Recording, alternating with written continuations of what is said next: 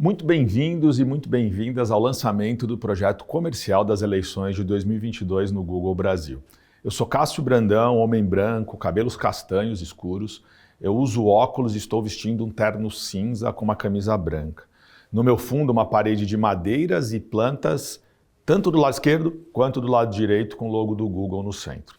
Eu lidero a área de negócios governamentais aqui no Google. Estou há 10 anos na companhia e muito feliz de participar do primeiro projeto eleitoral, do ponto de vista comercial, que a nossa empresa promove. Nós sabemos dessa grande responsabilidade num momento tão importante para o país e para todos os cidadãos. E com um olhar muito dedicado, eu vou detalhar o papel do Google nas eleições que se avizinham. Eu vou falar um pouquinho da nossa missão nesse projeto e teremos na sequência os meus colegas Will Zanetti, Luiz Simeone e Marjorie Kumari.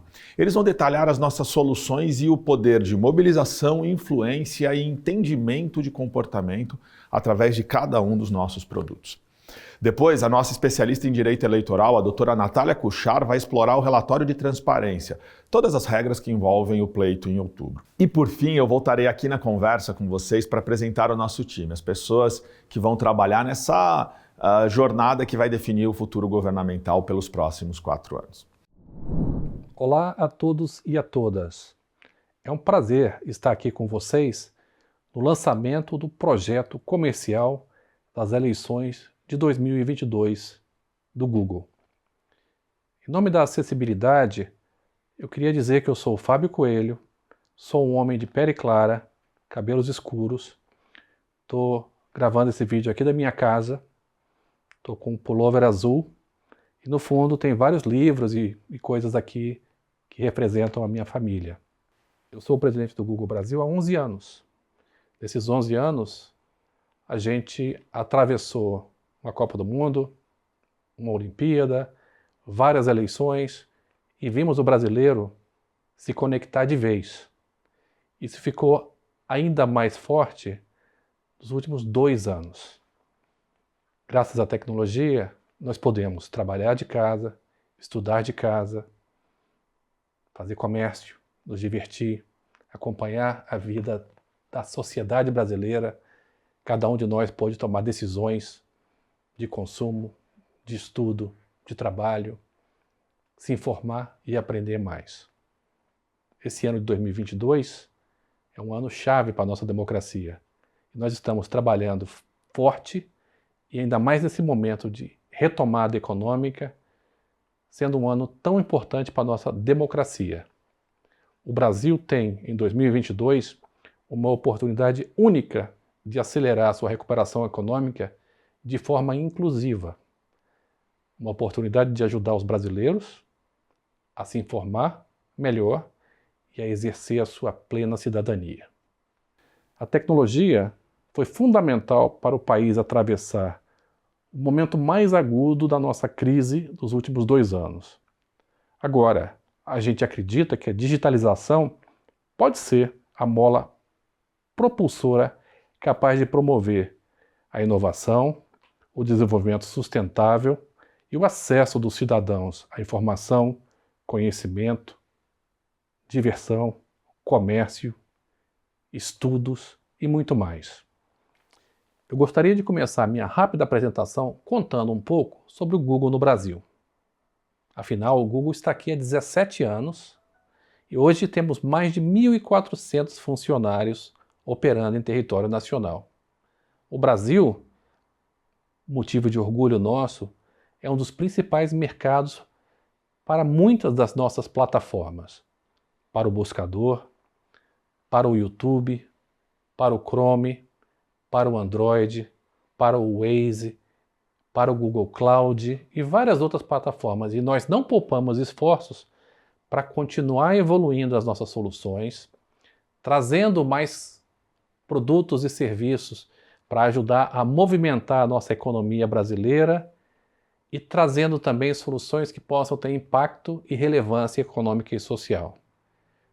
Nos últimos anos, a gente investiu quase R$1 bilhão em projetos estruturantes para gerar acesso e oportunidades para os brasileiros.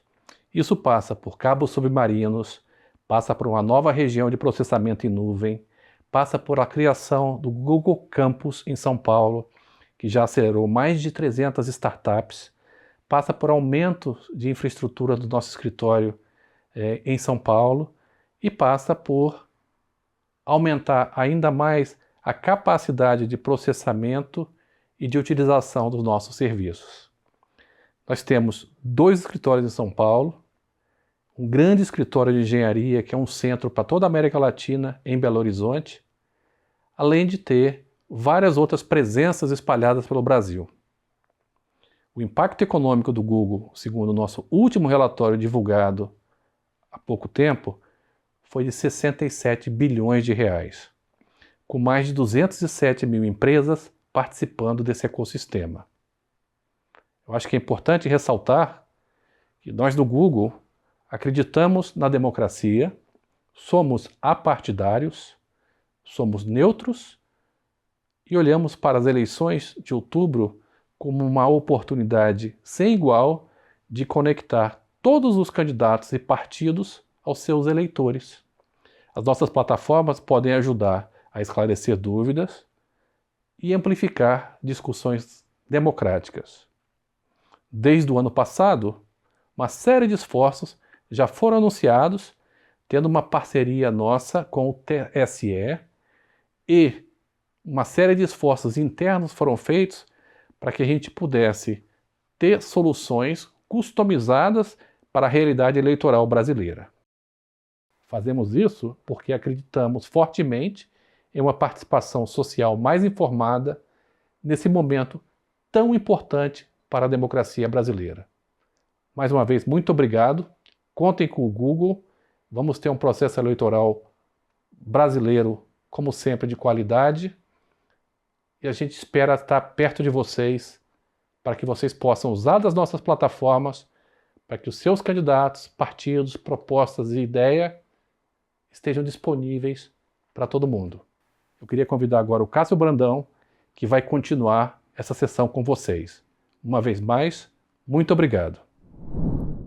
Depois dessa excelente introdução do nosso presidente Fábio Coelho, eu entendo ser fundamental reforçar a nossa missão, o nosso propósito em todas as relações políticas. Nós queremos, com vocês, construir uma jornada de comunicação. E eu falo jornada por quê? Porque comunicação digital, para nós, não é corrida de 100 metros, é maratona. Os candidatos são marcas e o Google pode auxiliá-los nessa jornada de posicionamento, de melhor entendimento, de amplificação das mensagens que vocês querem emitir. Nós queremos também ser eficientes, isso é parte do nosso DNA. Eu diria que esse é o nosso DNA. As ferramentas do Google entregam uma eficiência sem igual quando comparadas às outras plataformas e veículos de mídia. Nós queremos também discutir a dispersão. Será que num país continental como o Brasil faz sentido entregar a mesma mensagem para a empregada doméstica em São Paulo ou para o engenheiro em Salvador, para o artista plástico em Londrina, para o motorista de aplicativo no Amapá, para o professor no Recife? Nesse, como eu disse, país continental como o Brasil, a mensagem deve e merece ser direcionada geograficamente, customizada, e só o digital pode fazer isso. Nós queremos essencialmente empoderar cada um de vocês na tomada de decisão através de dados. Eu faço um convite aqui. Que tal a gente tomar menos decisões a partir do feeling, do eu acho, do antes eu fazia assim, e ressignificar a tomada de decisão tendo os dados como principal aliado. Tomar decisões através de dados. Esse pode ser o nosso mantra. Que a internet é um agente de transformação sem igual na sociedade brasileira, todos nós sabemos, mas é importante a gente aqui reforçar e trazer os massivos números dessa transformação. Hoje, quase 83% da população brasileira já está conectada, 83%. São 440 milhões de dispositivos digitais. São celulares, são computadores, tablets, TVs, tantas TVs que hoje já se conectam à internet. Nós temos no Brasil 242 milhões de celulares. São mais celulares ativos do que brasileiros. E é através desses dispositivos que estão nos nossos bolsos, com maior poder de processamento do que a Apollo 11, que levou o homem à Lua, que nós temos visto essa revolução de educação, de informação, de acesso, do Oiapoque ao Chuí acontecer. Todos os dias, 134 milhões de brasileiros se conectam à internet e 96% desse universo passa pelas nossas plataformas. São brasileiros que fazem uma busca no Google, que navegam em um site de notícias, que tem um banner servido por nós, que abre um aplicativo que dirige através do Waze e que assiste vídeos no YouTube. Nós vamos falar já do YouTube, essa plataforma incrível onde 122 milhões de brasileiros estão se divertindo, aprendendo, evoluindo, conquistando uma formação, conseguindo um novo emprego. Mas vou voltar um pouquinho para as nossas plataformas. São 9 plataformas com mais de 1 bilhão de usuários. Sim, estamos falando de 1 bilhão de usuários globalmente. É a busca do Google, o YouTube, o Google Maps, o e-mail do Gmail, o navegador Chrome, os celulares Android, a loja desses aplicativos de celulares, a Google Play. Eu queria falar um pouquinho aqui sobre a busca do Google, sobre os interesses de milhões e milhões de brasileiros que perguntam todos os dias e, consequentemente, recebem essas respostas. A gente organizou, olhando aqui para o Brasil, as principais perguntas feitas todos os dias nessa plataforma. E categorizando um pouquinho essas perguntas, nós chegamos a exatamente essa fotografia que vocês podem ver aqui do meu lado. Nós estamos falando de dúvidas financeiras. O brasileiro está super preocupado com o seu bolso. Está fazendo contas, quer encontrar as melhores formas de lidar com a economia doméstica e de guardar um pouquinho para o futuro. Estamos falando de burocracia governamental. Onde eu tiro a minha carteira de trabalho? Como eu faço para conseguir o auxílio? Até que horas funciona aquela delegacia? Essas e muitas outras são algumas das perguntas feitas todos os dias que envolvem o poder público. Nós estamos falando também de dúvidas tecnológicas, um novo Galaxy, um novo iPhone. Nós somos apaixonados por tecnologia e estamos sempre querendo entender mais. As dúvidas sobre saúde, as pesquisas sobre algumas das doenças reforçam uma responsabilidade enorme. Se fala tanto do Dr. Google e a nossa responsabilidade, de novo, é enorme sobre o tema, basta ver a recente parceria que nós temos com o Hospital Albert Einstein. Uma recente pesquisa mostra que o Google é fundamental nas dúvidas sobre saúde, atrás dos médicos, mas já à frente de consultas a familiares e amigos quando nós sentimos algo ou temos alguma questão relacionada ao nosso corpo. E por fim, aquela checadinha se a exceção é com C cedilha mesmo. Um universo enorme de dúvidas de português. Mas aqui, olhando para essa fotografia das principais buscas feitas no Brasil, eu faço uma pergunta. Quais desses territórios o poder público deveria atuar? Humildemente, eu acredito que em todos. A jornada de comunicação eleitoral pode certamente passar por esses anseios da população, dialogando nesses territórios onde claramente existem muitas dúvidas e, consequentemente, muitas oportunidades. Vocês não acham que a construção de algumas políticas públicas poderia nascer de alguns desses territórios? Essa é uma pergunta que a população faz todos os dias. O que um partido político faz? Mas a pergunta que nós gostaríamos que vocês fizessem hoje é: como informar e mobilizar a população brasileira para a melhor tomada de decisão sobre o futuro do nosso país? Nós acreditamos, humildemente, que, além da busca do Google, o YouTube pode ser uma ferramenta fundamental, porque, como eu disse, são 122 milhões de brasileiros conectados.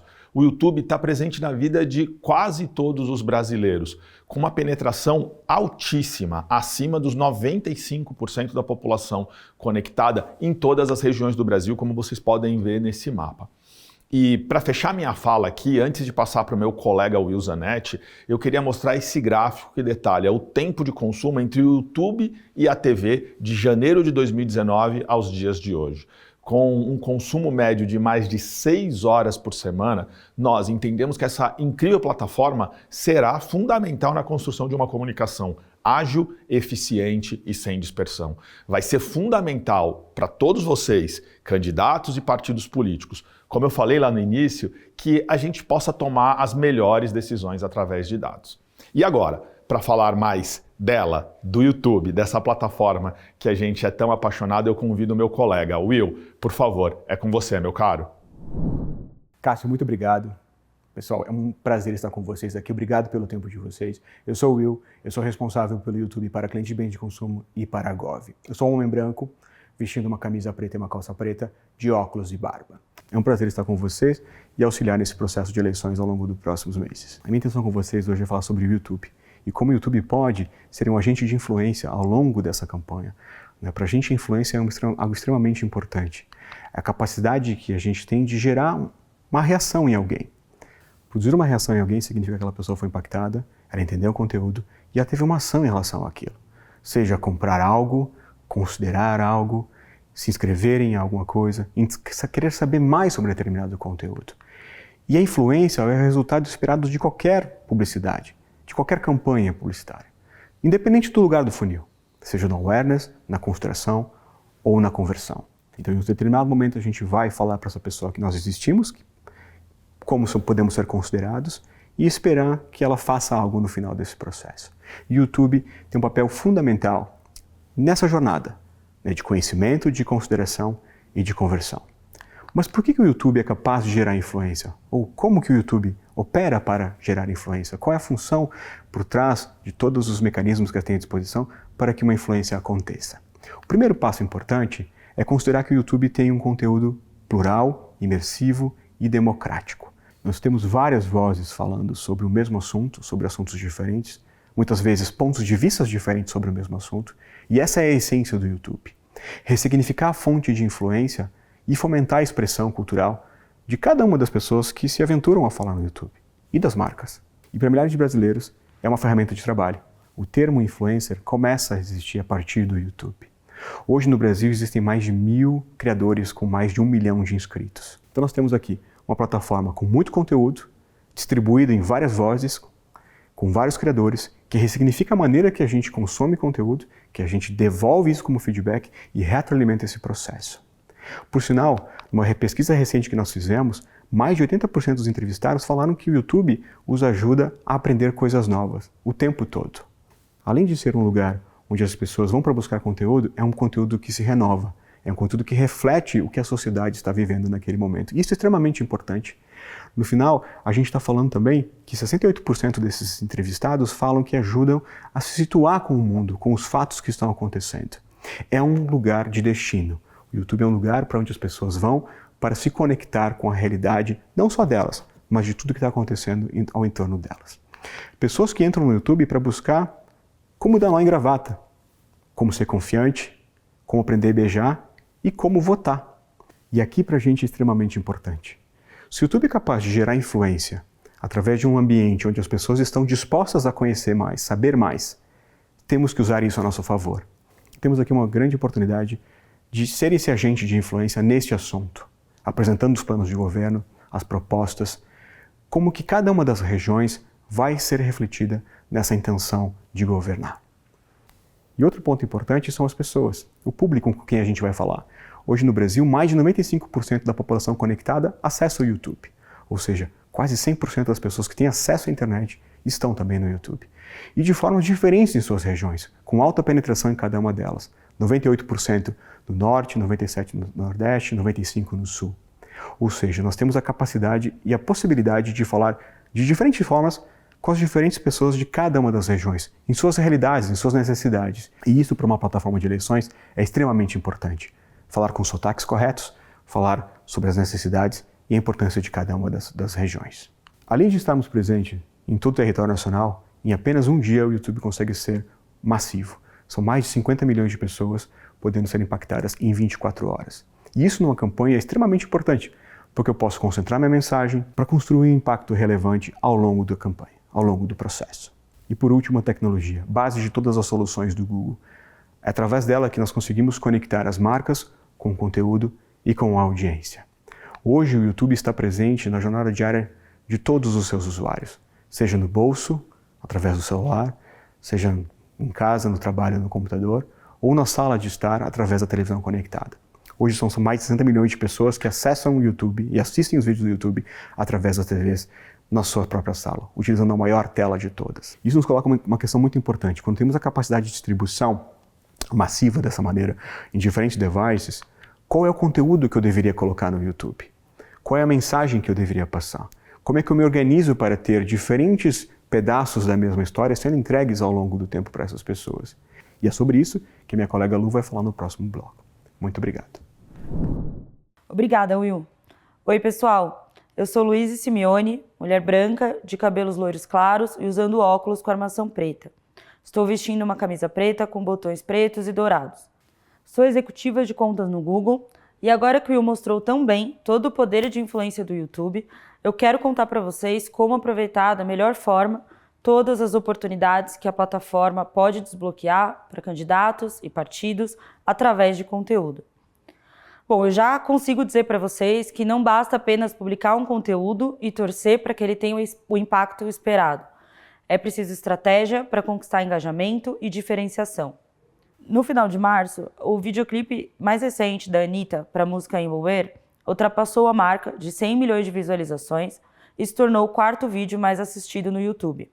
Anitta é uma das artistas mais relevantes e influentes atualmente da América Latina, mas quando a gente tira ela do centro dessa conversa, a gente consegue entender que ela também não aconteceu por acaso. Como aconteceu também com o lançamento do clipe da música Terremoto em 2019, que na época ultrapassou esse mesmo marco de 100 milhões de visualizações, a gente consegue ver diversas semelhanças que criam aqui um debate sobre como pode existir uma estratégia mais eficaz para candidatos e políticos em 2022.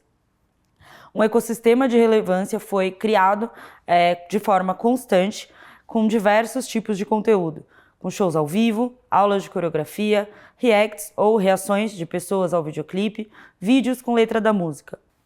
Essa construção diversa permite o desdobramento de um conteúdo para variados tipos de público, amplificando toda uma mensagem e também o seu efeito. E para deixar muito claro o nosso argumento de que nada disso é por acaso, essa fórmula não acontece só na indústria musical. A mesma estratégia pode ser vista no mundo dos games, por exemplo, em que usuários têm diversos pontos de contato para fazer com que um jogo seja o jogo do momento, através de challenges ou desafios, pesquisando como encontrar ações secretas no game, assistindo seu gamer favorito jogando, entre muitos outros. Cada uma dessas interações é importante para ampliar o impacto e estimular a intenção. Essa estratégia, observada nos mais diferentes segmentos, pode ser reproduzida em muitos outros mais. Por isso, quero apresentar hoje essa fórmula de sucesso para o YouTube, que pode ser utilizada nas eleições de 2022 por partidos e candidatos, composta pelos 3 Cs: coerência, continuidade e consistência. Quero que vocês reflitam como cada um desses pilares faz a diferença na sua estratégia. Por isso, vamos aprofundar um pouco em cada um deles. Coerência é garantir que o seu planejamento tenha harmonia entre as diferentes mensagens que você deseja passar para atingir seus objetivos. Por exemplo, pode ser que um dos seus propósitos de comunicação seja atingir o maior número possível de pessoas, mas que você também queira que determinada parte dessas pessoas tome ainda mais tempo recebendo a sua mensagem. Para outro grupo, é possível que seja mais relevante incentivá-lo a ler mais sobre um projeto ou uma iniciativa. Para isso, é importante utilizar mensagens específicas para cada objetivo, mas que estejam conectadas com os valores, propósitos de toda a sua estratégia de comunicação. A gente vê então que é muito importante existir harmonia na comunicação. Agora, eu entendo também que cada um de vocês tem mensagens importantes que desejam passar. Comunicar todas essas mensagens juntas, de uma única vez, em um único formato, apenas para o mesmo público, vai gerar o efeito esperado? Será que pessoas que possuem diferentes necessidades são tocadas igualmente pela mesma comunicação? É aí onde entra continuidade. Aproveitar todas as possibilidades de segmentação, formato e criativos para desbloquear a maior eficiência de mídia possível. Isso significa também espaço para experimentação e a possibilidade de ajustar uma variável por vez, a fim de permitir análises que resultem no sucesso do seu projeto para as eleições de 2022 como um todo. Por fim, além da conexão entre as suas mensagens, usá-las de forma contínua, é essencial também ser consistente para possibilitar a transmissão de uma comunicação sólida e de credibilidade. Como o Will falou um pouco mais cedo, o YouTube é o segundo maior buscador do mundo, vindo logo atrás do Google. Eu convido então vocês a fazer uma rápida pesquisa na plataforma por eleições. Vocês vão ver um mundo gigante de oportunidades de criação de conteúdo e de mídia que usam o melhor da fórmula de sucesso dos 3 Cs. E isso pode servir de inspiração para criar narrativas que funcionem para os seus objetivos de eleições esse ano. trabalhando com conteúdos que contem mais do histórico do seu candidato, que contem dos seus projetos de governo, que humanizem, falando um pouco mais das suas paixões. Mas a consistência também é unir um pouco do melhor de dois mundos: o alcance em escala e o poder da narrativa do YouTube e a captação de orientação e de intenção com o search. Para contar mais como dados de intenções podem tornar a estratégia de comunicação mais eficiente, eu quero convidar agora a Marjorie Kumab, executiva de contas no nosso time no Google. Má, é com você. Muito obrigada, Lu. Meu nome é Marjorie Kumab, eu sou executiva de contas aqui no time de governo e eu estou muito feliz de acompanhar vocês nos próximos meses nessa jornada de eleições. Eu sou mulher, pele amarela, cabelo preto e longo, eu estou de óculos, calça jeans, camisa listrada e tênis. Antes da gente iniciar a nossa jornada sobre os dados, eu gostaria de fazer um teste com vocês. Vocês acham que a taxa de homicídios no Brasil em 2017 era maior, menor ou igual à dos anos 2000? Estamos falando aqui de 7 anos de diferença. Apesar de 76% dos brasileiros terem respondido que a taxa de homicídios aumentou nesse período, ela foi igual. Eu quis trazer essa provocação logo no começo para exemplificar a distância que existe entre as nossas percepções e os fatos. As coisas muitas vezes não são como parecem. Esse dado faz parte de um estudo da Ipsos, que se chama Perigos da Percepção. Ele é feito desde 2012 e trata dessa lacuna entre as percepções das pessoas e a realidade. Essa análise já examinou por que as pessoas ao redor do mundo estão muitas vezes equivocadas sobre temas como causas de morte, mudanças climáticas, número de imigrantes, superlotação nas prisões, entre muitos outros temas. Então não é só aqui no Brasil não, viu? Nessa equação temos então a informação, a percepção que temos sobre essa informação e o resultado que a distância dessas duas coisas acaba gerando. Usando o exemplo anterior, o fato é que o número de homicídios não aumentou nesse intervalo de 7 anos, mas a percepção da população é de que aumentou. Que resultados isso gera? Pessoas ocupando menos espaços públicos? Aumento na busca por moradias em condomínios fechados? Ou seja, existe um impacto que não pode ser ignorado. Uma das formas de combater o viés da percepção equivocada é através da amplificação da informação. Hoje, com a internet, temos muita informação de qualidade disponível, mais do que nunca, mas temos mais informações enganosas também. Então, em resumo, temos 2 desafios aqui: entender a real percepção do brasileiro e seus vieses e democratizar o acesso à informação para que a percepção e a realidade se aproximem cada vez mais. Mas como podemos entender a real percepção do brasileiro? Será que basta perguntar? Ou o que a gente diz para os outros nem sempre é o que a gente realmente pensa? O livro Todo Mundo Mente, do Seth Stephens, trata exatamente disso. Seja por medo de julgamento ou até vergonha, na internet encontramos um espaço seguro para fazer as perguntas que não faríamos para mais ninguém. E o que significa se sentir seguro? Conectando com o livro do Seth Stephens, trouxemos 3 exemplos da busca do Google que nos ajudam a continuar essa conversa. Será que as mães, diante desse tema tão protegido que é a maternidade, se sentem seguras para falar sobre depressão pós-parto? As buscas só aumentaram nos últimos 4 anos. Será que os homens se sentem confortáveis de falar sobre sua impotência sexual em uma sociedade que cobra o exercício de uma masculinidade tão restrita e limitada? Vemos o mesmo cenário de crescimento nas pesquisas. E por último, em um momento de crise econômica, será que os brasileiros perguntam abertamente para os seus amigos como sonegar imposto? As pessoas estão cheias de dúvidas e o poder dos dados está em irmos mais a fundo nas verdades sobre o que as pessoas realmente pensam e desejam. E o que os brasileiros realmente pensam sobre as eleições? Trouxemos aqui uma foto bem interessante sobre a distribuição das pesquisas. Como o Cássio disse antes, a maior parte das buscas são sobre os candidatos, mais precisamente 42% delas. Ou seja, os candidatos possuem o maior interesse declarado e uma oportunidade enorme de trabalhar a construção da marca ao redor de suas personalidades. Em terceiro e quarto lugar, vemos as dúvidas mais técnicas sobre o processo eleitoral mesmo. Então, como votar, como justificar o voto. É um volume expressivo de brasileiros buscando informações sobre como exercer o seu direito cidadão. Isso só mostra que a comunicação não precisa e nem deve ter um único tom. Temos a oportunidade de gerar interação em diversos temas para engajar o cidadão com uma variedade maior ainda de conteúdo. Mas por mais que o interesse por política cresça ano a ano, o tema ainda não está entre os principais interesses do brasileiro. No gráfico, vocês podem ver que o volume de pesquisas por melhor presidente do Brasil some quando comparado com pesquisas mais do dia a dia, como receita de brownie, jogo da Libertadores e MC Pedrinho. Será que é claro para o brasileiro quais são as responsabilidades de cada um dos três poderes? Que no sistema proporcional não basta que o candidato a deputado tenha o maior número de votos para ser eleito?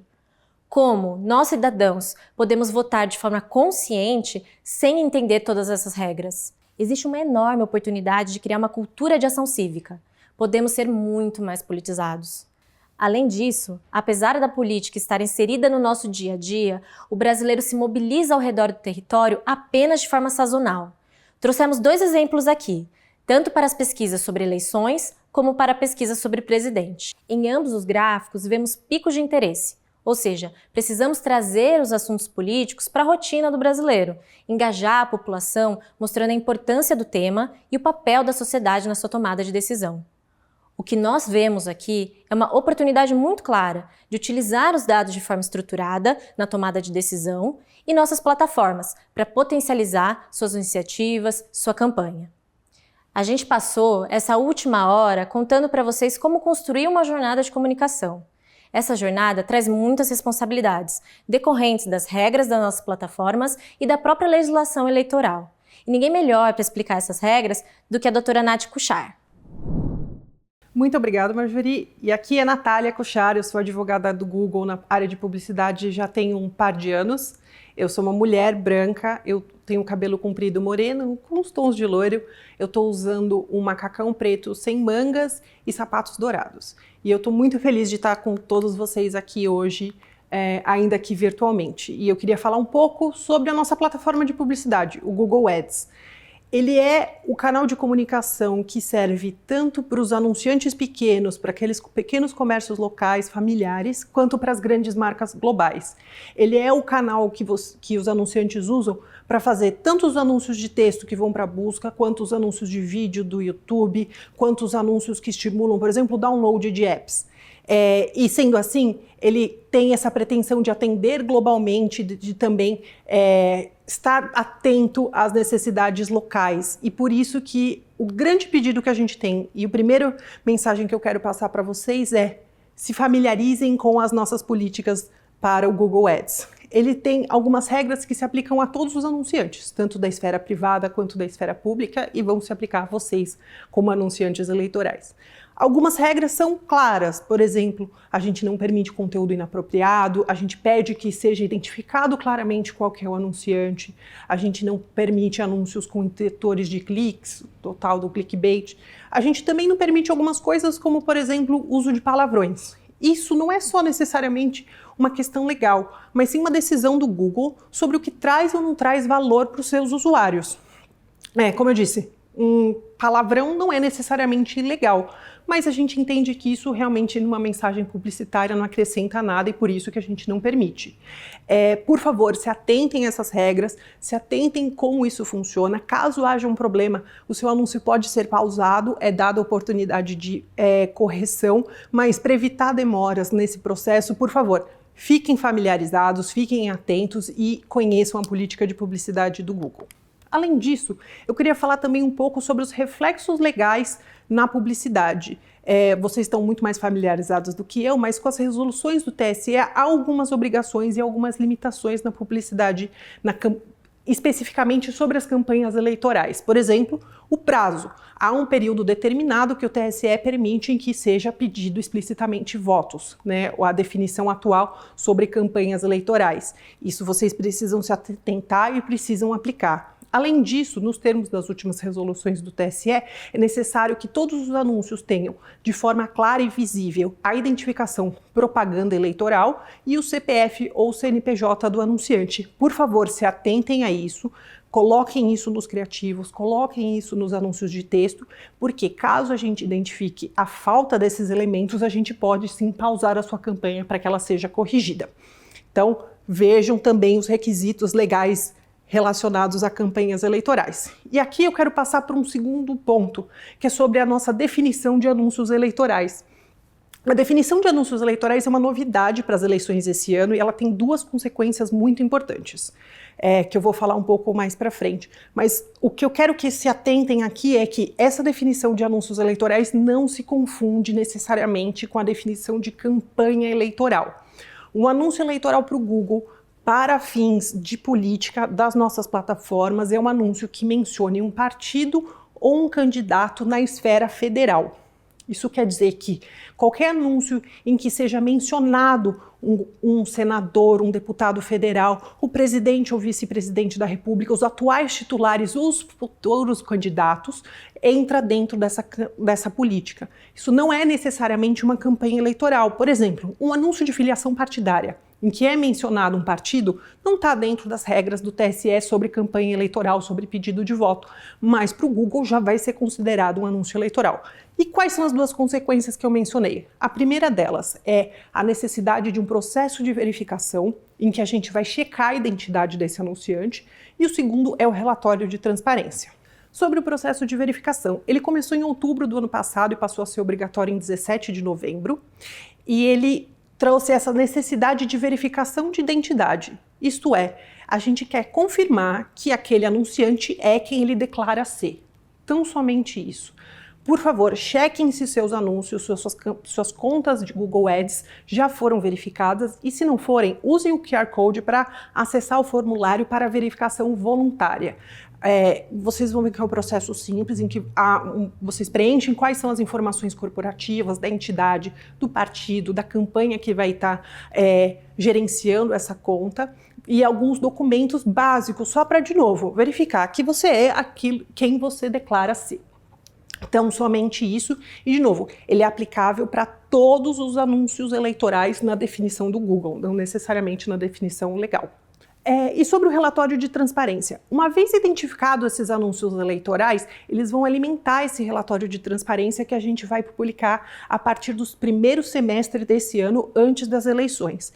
Esse é um relatório que, uma vez publicado, não tem prazo de fim, então ele vai ficar sendo atualizado diariamente ou a cada 2 dias com todas as informações que a gente filtrar através dessa definição que eu disse de anúncios eleitorais. Convido vocês a já verem os relatórios que foram publicados em outros lugares do mundo, e acho que um exemplo bom para vocês visualizarem é o da Austrália, que teve uma eleição recente. Vocês vão ver que a gente divulga, a partir da data de lançamento desse relatório, tudo que foi gasto em moeda local para anúncios eleitorais, o valor total.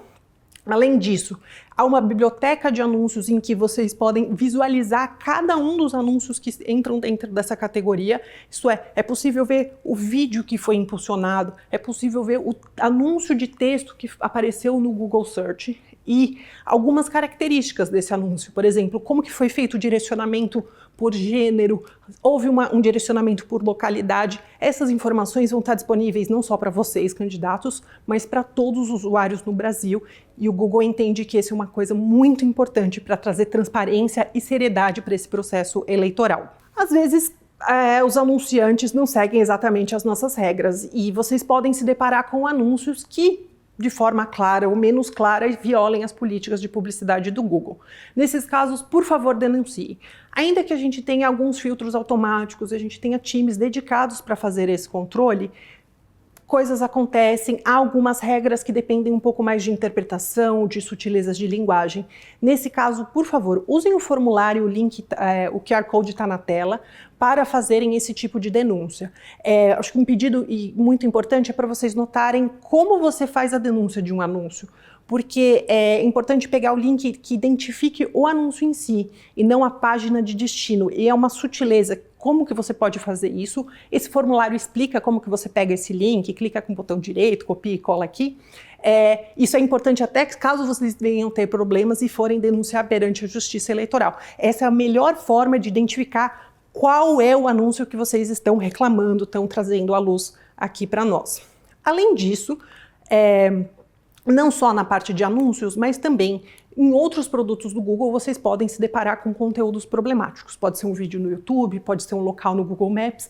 O Google tem uma infinidade de produtos que toca a vida de muitas pessoas. Então, por favor, vejam também esses canais de comunicação oficiais para fazerem essas denúncias, usem esses formulários para trazerem esses problemas para nós. Vocês vão estar agora, que vão ser, com sorte, anunciantes aqui no Google, em contato com muitos times. Às vezes esses times não têm os canais adequados para fazer o acompanhamento desses problemas. Estou falando com o time de Google Ads, eles não têm tanta proximidade com o time de Google Maps. O melhor caminho é realmente usar os canais oficiais de comunicação, use esse formulário para fazer denúncias.